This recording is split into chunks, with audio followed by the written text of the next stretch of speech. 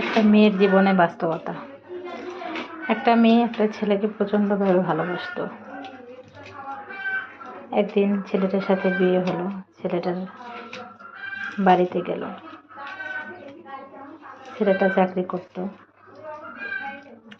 2-4-5 দিন ছেলের ছুটি ছিল। ছুটি কাটানোর পরে ছেলে চলে গেল।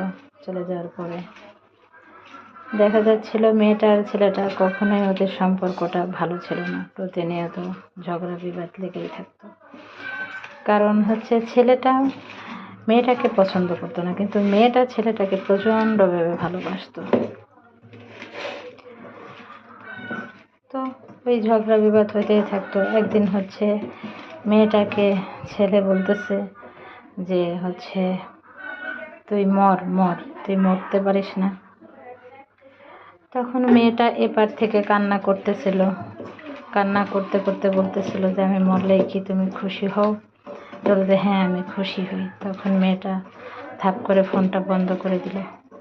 ফোনটা বন্ধ করে দেওয়ার পরে কিছুক্ষণ পরে আর মেয়ের কোনো সাড়া শব্দ ছিল না। পরে ছেলেটা ওনার বাবা মাকে ফোন দিয়ে বলল যে হঠাৎ করে তন্নির কোনো খোঁজ পাওয়া যাচ্ছে না। তখন হচ্ছে ওর বাবা মা ঘরে গিয়ে দেখলো মেয়েটা তার স্বামীর কথা অক্ষরে অক্ষরে পালন করেছে। সে হচ্ছে তার আত্মহত্যা করার জন্য অনেকগুলো ঘুমের ওষুধ খেয়ে নিয়েছে। ওই মুহূর্তে এতগুলো মেডিসিন খেয়েছিল যে তাকে হসপিটালে নেওয়া ছাড়া কোনো উপায় ছিল না। তো যাই হোক, হসপিটালে নিয়ে ডক্টর দেখানোর পরে মেয়েটা সুস্থ হলো। সুস্থ হয়ে আবার তার সংসারে ফিরে এলো। আসসালাম।